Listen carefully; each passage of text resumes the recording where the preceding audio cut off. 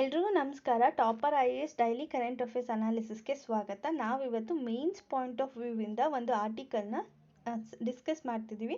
24 ಮೇ 2021 ಈ ಒಂದು ಆರ್ಟಿಕಲ್ನ ಚೂಸ್ ಮಾಡ್ಕೊಂಡಿದ್ದೀವಿ ದ ಹಿಂದೂ ನ್ಯೂಸ್ ಪೇಪರಿಂದ. ಸೊ ನಾವು ಸೆಲೆಕ್ಟ್ ಮಾಡ್ಕೊಂಡಿರುವಂಥ ಮೊದಲನೇ article insolvency and bankruptcy code 2016. ಏನಿದು insolvency and bankruptcy code? So ಈ ಒಂದು ಇನ್ಸಾಲ್ವೆನ್ಸಿ ಇನ್ ಬ್ಯಾಂಕ್ರಪ್ಸಿ ಕೋಡ್ 2016 ಏನು ಪ್ರೊವೈಡ್ ಮಾಡುತ್ತೆ ಅಂದರೆ ಒಂದು ಟೈಮ್ ಬೌಂಡ್ ಪ್ರೊಸೆಸ್ನ ಪ್ರೊವೈಡ್ ಮಾಡುತ್ತೆ. ಏನಕ್ಕೋಸ್ಕರ ಈ ಒಂದು ಟೈಮ್ ಬೌಂಡ್ ಪ್ರೊಸೆಸ್ ಪ್ರೊವೈಡ್ ಮಾಡುತ್ತೆ ಅಂದರೆ ಇನ್ಸಾಲ್ವೆನ್ಸಿನ ಸಾಲ್ವ್ ಮಾಡೋದಕ್ಕೋಸ್ಕರ ಇದು ಒಂದು ಪ್ರೊಸೆಸ್ನ ಪ್ರೊವೈಡ್ ಮಾಡುತ್ತೆ. ಈ ಒಂದು ಕೋಡ್ ಇದು ಕಂಪನೀಸ್ಗಾಗಿರ್ಬೋದು ಮತ್ತು ಇಂಡಿವಿಜುವಲ್ಸ್ಗಾಗಿರ್ಬೋದು. ಯಾರಿಗೆ ಇನ್ಸಾಲ್ವೆಂಟ್ ಆಗಿರ್ತಾರೆ ಅವ್ರದ್ದು ಒಂದು ಪ್ರೊಸೆಸ್ ಏನಿದೆ ಅದನ್ನು ಸಾರ್ಟ್ ಔಟ್ ಮಾಡೋದಕ್ಕೆ ಇದು ಹೆಲ್ಪ್ ಮಾಡುತ್ತೆ. ಸೊ ನಾವು ಹಂಗಂದಾಗ ಇನ್ಸಾಲ್ವೆನ್ಸಿ ಅಂದರೆ ಏನು, ಬ್ಯಾಂಕ್ರಪ್ಸಿ ಅಂದರೆ ಏನು ಅಂತ ತಿಳ್ಕೊಬೇಕು. ಸೊ ಇನ್ಸಾಲ್ವೆನ್ಸಿ ಅಂದರೆ ಏನು ಅಂದರೆ, ಈಗ ಫಾರ್ ಎಕ್ಸಾಂಪಲ್ ಒಂದು ಕಂಪನಿ ಕಂಪನಿ ಇದೆ. ಇದು ಬಿ ಕಂಪನಿಯಿಂದ ಸಾಲ ತೊಗೊಂಡಿದೆ, ಇಲ್ಲ ಬ್ಯಾಂಕಿಂದ ಸಾಲ ತೊಗೊಂಡಿದೆ. ಎಷ್ಟು? 100 crore ಸಾಲ ತೊಗೊಂಡಿದೆ ಅಂತ ಅಂದ್ಕೊಳ್ಳಿ. ಬಟ್ ಕಂಪನಿ ಸಾಲ ತೊಗೊಂಡು ಒಂದು ಬಿಸ್ನೆಸ್ನ ಸ್ಟಾರ್ಟ್ ಮಾಡಿರುತ್ತೆ. ಆ ಬಿಸ್ನೆಸ್ಸಲ್ಲಿ ಲಾಸ್ ಆಗುತ್ತೆ. ಸೊ ಅದಕ್ಕೆ ಇದು 100 crore ಬ್ಯಾಂಕಿಗೆ ವಾಪಸ್ ಕೊಡೋದಕ್ಕೆ ಆಗಲ್ಲ. ಸೊ ಇದು 1 year ಟೈಮ್ ಇರುತ್ತೆ. 1 year ಟೈಮಲ್ಲಿ ವಾಪಸ್ ಕೊಡಬೇಕಂತ ಇರುತ್ತೆ. ಇದು ವಾಪಸ್ ಕೊಡೋಕ್ಕಾಗಲ್ಲ. ಸೊ ಆವಾಗ ವಾಪಸ್ ಕೊಡದೇ ಇರೋಂಥ ಸಿಚುವೇಶನ್ ಏನಿರುತ್ತೆ ಅದನ್ನು ನಾವು ಇನ್ಸಾಲ್ವೆನ್ಸಿ ಅಂತ ಕರಿತೀವಿ. ಈ ಕಂಪನಿದು ಏನು ವಾಪಸ್ ಕೊಡೋಕ್ಕಾಗದೇ ಇರೋಂಥ ಸಿಚುವೇಶನ್ ಇದೆ, ಅನ್ಏಬಲ್ ಟು ರೀಪೇ ಇಟ್ಸ್ ಡೆಪ್ಟ್ ಅನ್ನೋ ಒಂದು ಸಿಚುವೇಶನಿಗೆ ನಾವು ಇನ್ಸಾಲ್ವೆನ್ಸಿ ಅಂತ ಕರಿತೀವಿ. ಅದೇ ಈ ಬ್ಯಾಂಕು ಇದಕ್ಕೆ ಹೇಳುತ್ತೆ, ಲೀಗಲ್ ಆಗಿ ಡಿಕ್ಲೇರ್ ಮಾಡುತ್ತೆ, ನಿನಗೆ ಸಾಲನ ವಾಪಸ್ ಕೊಡೋಕ್ಕಾಗ್ತಿಲ್ಲ ಅಂದರೆ ಈ ಒಂದು ಬ್ಯಾಂಕ್ದು ಇನೆಬಿಲಿಟಿನ ಇದು ಎತ್ತಿ ತೋರಿಸ್ತಿದೆ. ಬ್ಯಾಂಕ್ ಕಂಪನಿದು ಇನೆಬಿಲಿಟಿನ ಈ ಬ್ಯಾಂಕ್ ಎತ್ತಿ ತೋರಿಸ್ತದೆ. ಇದನ್ನು ನಾವು ಬ್ಯಾಂಕ್ರಪ್ಸಿ ಅಂತ ಕರಿತೀವಿ. ಸೊ ಇದು ಒಂದು legal declaration of one's inability to pay the debts. ಇದನ್ನು ನಾವು ಬ್ಯಾಂಕ್ರಪ್ಸಿ ಅಂತೀವಿ. ಡಿಫ್ರೆನ್ಸ್ ಗೊತ್ತಾಯ್ತಾ? ಇದ್ರದ್ದು ಇನೆಬಿಲಿಟಿನ ನಾವು ಇನ್ಸಾಲ್ವೆನ್ಸಿ ಅಂತೀವಿ. ಇದು ಇದ್ರ ಇನೆಬಿಲಿಟಿನ ತೋರಿಸ್ತಿದೆ ಅಂದರೆ ಅದನ್ನು ನಾವು ಬ್ಯಾಂಕ್ರಪ್ಸಿ ಅಂತ ಕರಿತೀವಿ. The government implemented this insolvency and bankruptcy code to consolidate all laws related to insolvency and bankruptcy and tackle non-performing assets. So ಈ ಒಂದು ಕೋಡ್ನ ಏನಕ್ಕೆ ತೊಗೊಂಡು ಬಂದಿದ್ದಾರೆ ಅಂದರೆ, ಎಲ್ಲ ಲಾನ್ಸ್ನ ಯೂಸ್ ಮಾಡಿಕೊಂಡು ನಾನ್ ಪರ್ಫಾರ್ಮಿಂಗ್ ಅಸೆಟ್ಸ್ನ ಟ್ಯಾಕಲ್ ಮಾಡಬೇಕು. ನಾನ್ ಪರ್ಫಾರ್ಮಿಂಗ್ ಅಸೆಟ್ಸ್ನ ಟ್ಯಾಕಲ್ ಮಾಡೋದ್ರಿಂದ ಏನಾಗುತ್ತೆ, ಎಕನಾಮಿಕ್ ಗ್ರೋತ್ ಚೆನ್ನಾಗಾಗುತ್ತೆ ಅಂತ ಹೇಳ್ತಿದ್ದಾರೆ. So why do we need a law? So ಇದು ನಮ್ಮ ಇನ್ಸಾಲ್ವೆನ್ಸಿ ಮತ್ತು ಬ್ಯಾಂಕ್ರಪ್ಸಿನ ಕಂಟ್ರೋಲ್ ಮಾಡೋದಕ್ಕೆ ಲಾ ಯಾಕೆ ಬೇಕು ಅಂತ ಕೇಳ್ತಿದ್ದಾರೆ. ಸೊ ಆಲ್ಮೋಸ್ಟು ನಮ್ಮಲ್ಲಿ ಇಂಡಿಯಾದಲ್ಲಿ ಇನ್ಸಾಲ್ವೆನ್ಸಿನ ಸಾಲ್ವ್ ಮಾಡೋದಕ್ಕೆ 4.3 years ತೊಗೊಳುತ್ತೆ. ಆನ್ ಆ್ಯಾವ್ರೇಜು 4.3 years ತೊಗೊಳ್ತಿದೆ. ಅದೇ ನಾವು ಬೇರೆ ಕಂಟ್ರೀಸ್ಗೆ ಕಂಪೇರ್ ಮಾಡಿದ್ರೆ ಯುನೈಟೆಡ್ ಕಿಂಗ್ಡಮಲ್ಲಿ ಜಸ್ಟ್ 1 year ತೊಗೊಳುತ್ತೆ. ಯುನೈಟೆಡ್ ಸ್ಟೇಟ್ಸಲ್ಲಿ 1.5 years ತೊಗೊಳುತ್ತೆ. ಅದೇ ನಮ್ಮ ಇಂಡಿಯಾದಲ್ಲಿ 4.3 years. ಎಷ್ಟು ಜಾಸ್ತಿ ಇದೆ ಅಲ್ವಾ? ಸೊ ಇದನ್ನು ರೆಡ್ಯೂಸ್ ಮಾಡೋದಕ್ಕೋಸ್ಕರ ಈ ಲಾನ ತೊಗೊಂಡು ಬಂದಿದ್ದಾರೆ. ಈ ಡಿಲೇ ಯಾಕಾಗ್ತಿದೆ ನಮ್ಮ ಇಂಡಿಯಾದಲ್ಲಿ ಅಂದರೆ, ಈ ಒಂದು ಕೇಸಸ್ನ ರಿಸಾಲ್ವ್ ಮಾಡೋದಕ್ಕೆ ಕೋರ್ಟಲ್ಲಿ ತುಂಬ ಟೈಮ್ ತೊಗೊಳ್ತಿದೆ. ಯಾಕೆ ತುಂಬ ಟೈಮ್ ತೊಗೊಳ್ತಿದೆ ಅಂದರೆ, ಈ ಕರೆಂಟ್ ಬ್ಯಾಂಕ್ರಪ್ಸಿ ಫ್ರೇಮ್ವರ್ಕ್ ಏನಿದೆ ಅದರಲ್ಲಿ ಕನ್ಫ್ಯೂಷನ್ ಇದೆ, ಕ್ಲಾರಿಟಿ ತುಂಬ ಕಡಿಮೆ ಇದೆ. ಲ್ಯಾಕ್ ಆಫ್ ಕ್ಲಾರಿಟಿ ಇರೋದ್ರಿಂದ ಈ ಒಂದು ಕೇಸಸ್ನ ಸಾಲ್ವ್ ಮಾಡೋದು ತುಂಬ ಕಷ್ಟ ಆಗ್ತಿದೆ. ಅದಕ್ಕೋಸ್ಕರ ಒಂದು ಲಾನ ತೊಗೊಂಡು ಬರಬೇಕು, ಟೈಮ್ ಬೌಂಡ್ ಇನ್ಸಾಲ್ವೆನ್ಸಿ ಪ್ರೊಸೆಸ್ನ ತರಬೇಕು ಅನ್ನೋದಕ್ಕೋಸ್ಕರ ಈ ಬ್ಯಾಂಕ್ರಪ್ಸಿ ಮತ್ತು ಇನ್ಸಾಲ್ವೆನ್ಸಿ ಕೋಡ್ನ ತೊಗೊಂಡು ಬಂದಿದ್ದಾರೆ. ಈಗ ರೀಪೇಮೆಂಟ್ ಮಾಡೋಕ್ಕಾಗ್ತಿಲ್ಲ ಅಂತ ಅಂದ್ಕೊಳ್ಳಿ. ಅವಾಗ ಏನಾಗುತ್ತೆ, ಕ್ರೆಡಿಟರ್ಸಿಗೆ ಕಂಟ್ರೋಲ್ ಸಿಗುತ್ತೆ, ಅಂದರೆ ಡೆಪ್ಟರ್ ಅಸೆಟ್ ಮೇಲೆ. ಈಗ ಕಂಪನಿ ಸಾಲನ ಬ್ಯಾಂಕಿಗೆ ವಾಪಸ್ ಕೊಡೋಕ್ಕಾಗ್ತಿಲ್ಲ ಅಂದಾಗ ಇದು ಏನೋ ಒಂದು ಕೊಲ್ಯಾಟ್ರಲ್ ಅಂದರೆ ಅಸೆಟ್ನ ಬ್ಯಾಂಕಲ್ಲಿ ಇಟ್ಟು ಸಾಲ ತೊಗೊಂಡಿರುತ್ತಲ್ವ, ಆ ಒಂದು ಅಸೆಟ್ ಮೇಲೆ ಬ್ಯಾಂಕಿಗೆ ಅಧಿಕಾರ ಸಿಗುತ್ತೆ. ಓಕೆನಾ? ಈ ಬ್ಯಾಂಕ್ಗೆ ಇದಕ್ಕೆ ಅಧಿಕಾರ ಸಿಗುತ್ತೆ ಆ ಅಸೆಟ್ನ ಕ್ಲೈಮ್ ಮಾಡ್ಕೊಳ್ಳೋದಕ್ಕೆ. ಆವಾಗ ಈ ಕಂಪನಿ ಡಿಸೈಡ್ ಮಾಡಬೇಕು, ಮತ್ತೆ ಟೈಮ್ನ ಬೇಕಿದ್ರೆ ರೀಶೆಡ್ಯೂಲ್ ಮಾಡಿಕೊಂಡು ಈ ಬ್ಯಾಂಕ್ ಸಾಲನ ವಾಪಸ್ ಕೊಡ್ತೀನಿ ಅಂತ ಹೇಳಬೇಕು, ಇಲ್ಲ ಅಂದರೆ ಅದರ ಅಸೆಟ್ಟನ್ನು ಲಿಕ್ವಿಡೇಟ್ ಮಾಡಿ ಆ ಒಂದು ಸಾಲನ ವಾಪಸ್ ಕೊಡಬೇಕು. ಸೊ ಇದನ್ನು ನಾವು ಡಿಸೈಡ್ ಮಾಡ್ಕೊಳ್ಳೋಕ್ಕೆ 180 day ಟೈಮ್ ಪೀರಿಯಡ್ನ ಪ್ರೊವೈಡ್ ಮಾಡ್ತೀವಿ. ಓಕೆನಾ? So who facilitate insolvency resolution under the code. ಯಾರು ನಮಗೆ ಈ ಒಂದು ಇನ್ಸಾಲ್ವೆನ್ಸಿ ರೆಸಲ್ಯೂಷನ್, ನಾನು ಹೇಳಿದೆ ಅಲ್ವಾ ಈಗ ಅಸೆಟ್ನ ರಿಸಾಲ್ವ್ ಮಾಡಿ ಅವ್ರಿಗೆ ಕೊಡಬೇಕಾಗತ್ತೆ ಅಂತ.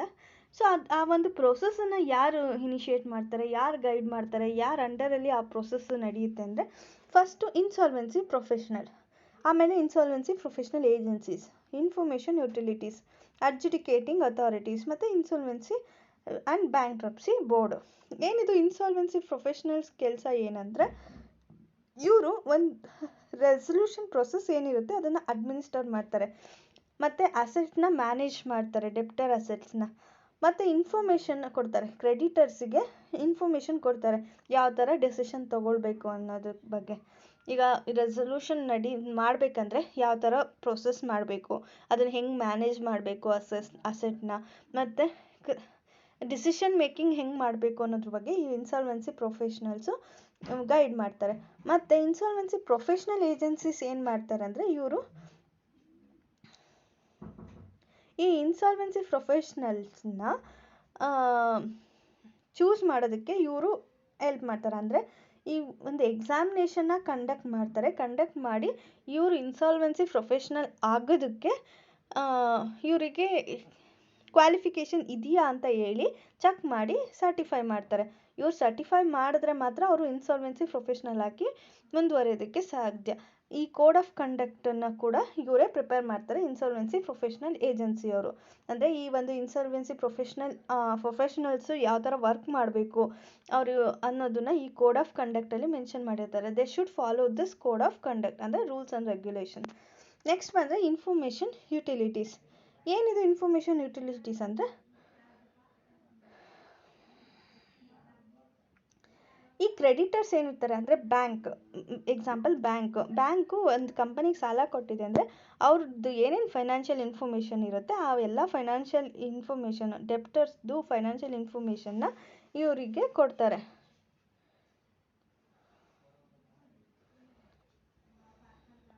ನೆಕ್ಸ್ಟ್ ಅಡ್ಜುಡಿಕೇಟಿಂಗ್ ಅಥಾರಿಟೀಸ್ ಅಂದರೆ the proceeding of resolution process will adjudicated by National Company Law Tribunal and for companies and ಡೆಪ್ಟ್ Recovery Tribunal for individual.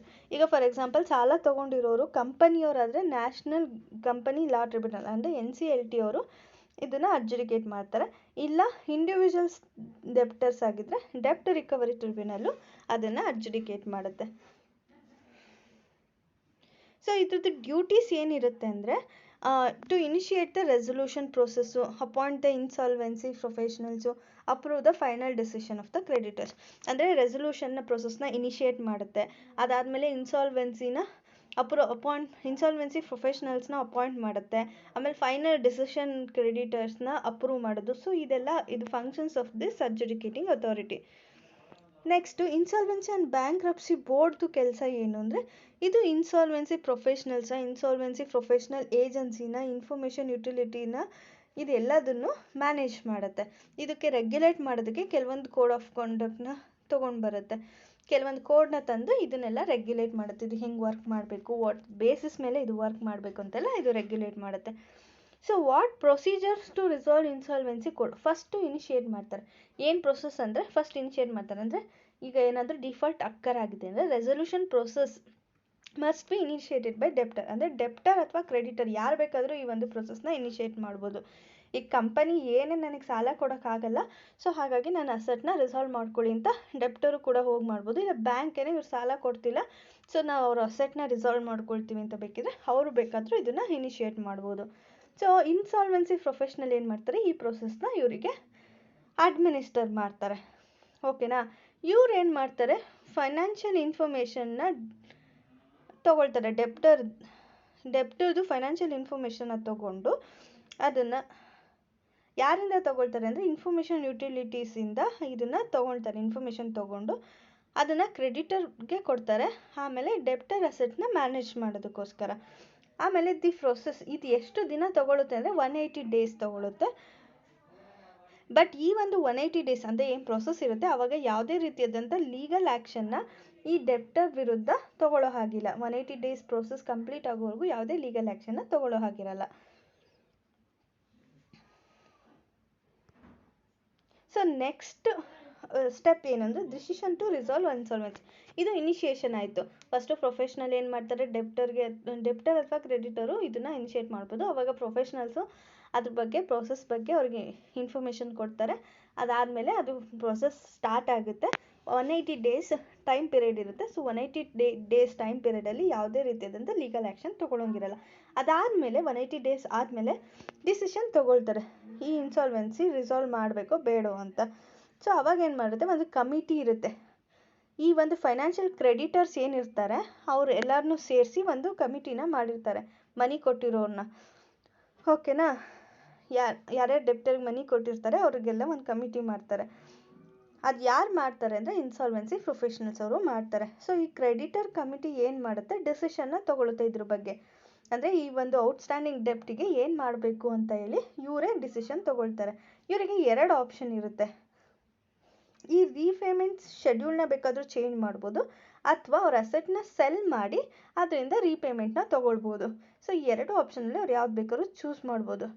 But 180 days time period ಏನಿರುತ್ತೆ ಅವಾಗ ತೊಗೊಳಕ್ಕಾಗಲ್ಲ.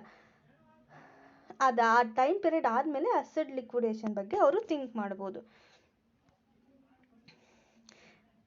ಸೊ ಈ ಲಿಕ್ವಿಡೇಷನ್ ಅಂತ ಅಂದರೆ ಏನು, ಇಫ್ ದ ಡೆಪ್ಟರ್ ಏನಾದರೂ ಲಿಕ್ವಿಡೇಷನಿಗೆ ಹೋದ್ರು ಅಂದರೆ ಇನ್ಸಾಲ್ವೆನ್ಸಿ ಪ್ರೊಫೆಷ್ನಲ್ಲು ಅವರಿಗೆ ಪ್ರೊಸೆಸ್ನ ಅಡ್ಮಿನಿಸ್ಟರ್ ಮಾಡ್ತಾರೆ. ಅಂದರೆ ಅವ್ರ ಅಸೆಟನ್ನ ಯಾವ ಥರ ಸೇಲ್ ಮಾಡಬೇಕು ಇದನ್ನೆಲ್ಲ ಪ್ರೊಸೆಸ್ನ ಇವರು ಅಡ್ಮಿನಿಸ್ಟರ್ ಮಾಡ್ತಾರೆ. ಅಸೆಟ್ ಲಿಕ್ವಿಡೇಷನ್ ಆಗ್ತಿದೆ ಅಂದರೆ ಸೊ ಈ ಒಂದು ಅಮೌಂಟ್ ಏನಿದೆ ಅದು ಆರ್ಡರ್ ಆಫ್ ಪ್ರೆಸಿಡೆನ್ಸ್ ಮೇಲೆ ಎಲ್ರಿಗೂ ಸರ್ಕ್ಯುಲೇಟ್ ಆಗುತ್ತೆ. ಫಸ್ಟು ಯಾರಿಗೆ ಹೋಗುತ್ತೆ ಅಂದರೆ ಈ ಇನ್ಸಾಲ್ವೆನ್ಸಿ ಪ್ರೊಸೆಸ್ ಕಾಸ್ಟ್ ಏನಾಗಿರುತ್ತೆ ಅದನ್ನು ರಿಕವರಿ ಮಾಡ್ಕೊಳ್ಳೋಕ್ಕೆ ಈ ಒಂದು ಅಮೌಂಟ್ನ ಯೂಸ್ ಮಾಡ್ತಾರೆ. ಈಗ for example insolvency professional remuneration ಇರ್ಬೋದು, ಎಕ್ಸೆಟ್ರಾ ಎಕ್ಸೆಟ್ರಾ. ಸೆಕೆಂಡ್ ಯಾರಿಗೆ ಹೋಗುತ್ತೆ ಅಂದರೆ ಸೆಕ್ಯೂರ್ ಕ್ರೆಡಿಟರ್ಸ್ ಏನಿರ್ತಾರೆ, ಈಗ ಕೊಲ್ಯಾಟ್ರಲ್ನ ಇಡಿಸ್ಕೊಂಡು ಲೋನ್ಸ್ ತೊಗೊಂಡಿರ್ತಾರಲ್ವ ಅವ್ರಿಗೆ ಹೋಗುತ್ತೆ. ಅದಾದಮೇಲೆ ಈಗ ಆಮೇಲೆ ಡ್ಯೂಸ್ ವರ್ಕರು ಮತ್ತು ಅದರ್ ಎಂಪ್ಲಾಯೀಸು ಇವ್ರಿಗೆಲ್ಲರಿಗೂ ನೆಕ್ಸ್ಟ್ ಅಮೌಂಟ್ ಹೋಗುತ್ತೆ. ಆಮೇಲೆ ಅನ್ಸೆಕ್ಯೂರ್ಡ್ ಕ್ರೆಡಿಟರ್ಸ್ ಇರ್ತಾರಲ್ಲ ಅವ್ರಿಗೆ ಹೋಗುತ್ತೆ. ಸೊ ನೆಕ್ಸ್ಟು ಗೌರ್ಮೆಂಟ್ ಡ್ಯೂ ಏನಾದರೂ ಇದೆ ಅದಕ್ಕೆ ಹೋಗುತ್ತೆ. ಅದಾದಮೇಲೆ priority share holder and equity share holder. ಏನಿದು ಹೆಂಗೆ ಆರ್ಡರ್ ಮೇಲೆ ಕೊಡ್ತಾರೆ ಅಂದರೆ, ಈಗ ಫಾರ್ ಎಕ್ಸಾಂಪಲ್ ಒಬ್ಬ ವ್ಯಕ್ತಿ ಇರ್ತಾನೆ ಅಂದರೆ ಅವನು ಒಂದೇ ಬ್ಯಾಂಕಲ್ಲಿ ಸಾಲ ಮಾಡಿರಲ್ಲ, ಬೇರೆ ಬೇರೆ ಬ್ಯಾಂಕಲ್ಲಿ ಸಾಲ ಮಾಡಿರ್ತಾರೆ, ಮತ್ತು ಬೇರೆ ಕಂಪನಿ ಮತ್ತು ಶೇರ್ ಈ ಥರ ಡಿಫ್ರೆಂಟ್ ಇನ್ಸ್ಟಿಟ್ಯೂಷನಲ್ಲಿ ಸಾಲ ಮಾಡಿರ್ತಾರೆ. ಅಂದರೆ 5 ಎ ಬಿ ಸಿ ಡಿ ಈ 5 ಇನ್ಸ್ಟಿಟ್ಯೂಷನಿಂದನೂ ಸಾಲ ತೊಗೊಂಡಿದ್ದಾನೆ ಅಂತ ಅಂದ್ಕೊಳ್ಳಿ. ಸೊ ಎ ಇನ್ಸ್ಟಿಟ್ಯೂಷನಲ್ಲಿ ಕೊಲ್ಯಾಟ್ರಲ್ ಅಂದರೆ ಯಾವುದೋ ಒಂದು ಆಸ್ತಿನ ಇಟ್ಟು ಸಾಲ ತೊಗೊಂಡಿರ್ತಾನೆ. ಇಲ್ಲಿ ಏನೂ ಇಲ್ಲ, ಸುಮ್ಮನೆ ಒಂದು ಮಾತು ಕೊಟ್ಬಿಟ್ಟು ಸಾಲ ತೊಗೊಂಡಿರ್ತಾನೆ. ಸೊ ಈ ಥರ ಆರ್ಡರ್ ಆಫ್ ದೇರ್ ಇಂಪಾರ್ಟೆನ್ಸ್ ಮೇಲೆ ಈ ಒಂದು ಅಸೆಟ್ ಮ್ಯಾನೇಜ್ಮೆಂಟ್ ಆಗುತ್ತೆ. ಸೊ ಕೊಲ್ಯಾಟ್ರಲ್ ಇಟ್ಟು ಸಾಲ ಯಾರು ತೊಗೊಂಡಿರ್ತಾರೆ ಅವರಿಗೆ ಫಸ್ಟ್ ಪೇಮೆಂಟ್ ಆಗುತ್ತೆ. ಅದಾದಮೇಲೆ ಉಳಿದಿರೋ ಅಮೌಂಟಲ್ಲಿ ಅನ್ಸೆಕ್ಯೂರ್ಡ್ ಕ್ರೆಡಿಟರ್ಸ್ಗೆ ಹೋಗುತ್ತೆ. ಆಮೇಲೆ ಗೌರ್ಮೆಂಟ್ದು ಏನಾದರೂ ಡ್ಯೂಸ್ ಇದ್ದರೆ ಗೌರ್ಮೆಂಟಿಗೆ ಹೋಗುತ್ತೆ.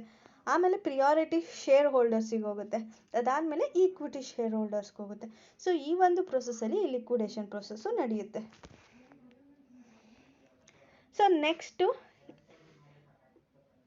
ಇದ್ರದ್ದು ಏನು, ಯಾಕೆ ಇದನ್ನು ತೊಗೊಂಡು ಬಂದಿದ್ದಾರೆ ಅಂದರೆ ಇನ್ಸಾಲ್ವೆನ್ಸಿ ಲಾಸ್ನ ಕನ್ಸಾಲಿಡೇಟ್ ಮಾಡೋದಕ್ಕೋಸ್ಕರ ಇಂಡಿಯಾದಲ್ಲಿ. ಮತ್ತು ಇದು ಪ್ರೊಸೀಜರ್ನ ತುಂಬ ಸಿಂಪ್ಲಿಫೈ ಮಾಡಬೇಕು, ಇದನ್ನು ಈಸಿಯಾಗಿ ಪ್ರೊಸೀಡ್ ಮಾಡೋ ಥರ ಆಗಬೇಕು, ಇಂಟ್ರೆಸ್ಟ್ ಆಫ್ ದ ಕ್ರೆಡಿಟರ್ನ ಪ್ರೊಟೆಕ್ಟ್ ಮಾಡಬೇಕು, ಎಂಟರ್ಪ್ರಿನರ್ಶಿಪ್ನ ಪ್ರಮೋಟ್ ಮಾಡಬೇಕು. ಈ ಒಂದು ಕ್ರೆಡಿಟ್ ಸಪ್ಲೈ ಏನಿದೆ ಅದನ್ನು ಇಂಕ್ರೀಸ್ ಮಾಡಬೇಕು. ಹೇಗೆ ಇಂಕ್ರೀಸ್ ಮಾಡ್ತೀವಿ ಅಂದರೆ ನೆಸಸರಿ ರಿಲೀಫ್ನ ಕೊಡೋದ್ರಿಂದ ಕ್ರೆಡಿಟರ್ಸಿಗೆ ಈ ಒಂದು ಕ್ರೆಡಿಟ್ ಸಪ್ಲೈ ಇಂಕ್ರೀಸ್ ಆಗುತ್ತೆ. ಸೊ ಈ ಎಲ್ಲ ಏಮ್ಸಿಂದ ಈ ಒಂದು ಕೋಡ್ನ ತೊಗೊಂಡು ಬಂದಿದ್ದಾರೆ. ಪಾಸಿಟಿವ್ ಔಟ್ಕಮ್ಸ್ ಏನು ಈ ಲಾ ಬಗ್ಗೆ ಅಂದರೆ, ಈಗ ಇದಕ್ಕಿಂತ ಮುಂಚೆ ಇದ್ದಿದ್ದಂಥ ಸಿಕ್ ಇಂಡಸ್ಟ್ರಿಯಲ್ ಕಂಪನೀಸ್ ಆ್ಯಕ್ಟ್ 1985 ಮತ್ತು recovery of debts due banks and financial institution 1993 ಈ 2 ಆ್ಯಕ್ಟಿಗೆ ಕಂಪೇರ್ ಮಾಡಿದ್ರೆ ಇದು ಬೇಗ ಬ್ಯಾಡ್ ಲೋನ್ಸ್ನ ರಿಕವರ್ ಮಾಡ್ತಿದೆ ಮತ್ತು ಸ್ಪೀಡಿಯರ್ ರೆಸಲ್ಯೂಷನ್ ಇದೆ. ಫಸ್ಟ್ ಇದ್ದಿದ್ದೇನಾದರೂ ಆನ್ ಆ್ಯಾವ್ರೇಜ್ 4 to 6 ಇಯರ್ಸ್ನ ತೊಗೊಳ್ತಾ ಇತ್ತು. ಆದರೆ ಇವಾಗ ಏನಾಗಿದೆ 317 ಅಂದರೆ 317 ದಿನಕ್ಕೆ ಇದು ಕಮ್ಮಿ ಆಗಿದೆ. ರಿಕವರೀಸ್ ರೇಟು ಕೂಡ ತುಂಬ ಜಾಸ್ತಿ ಆಗಿದೆ. ಇವಾಗ ರಿಕವರೀಸ್ ರೇಟ್ ಎಷ್ಟಿದೆ ಅಂದರೆ 43% ಇದೆ IBC ಬಂದಮೇಲೆ. ಫಸ್ಟ್ ಎಷ್ಟಿತ್ತು ಅಂದರೆ 22% ಇತ್ತು.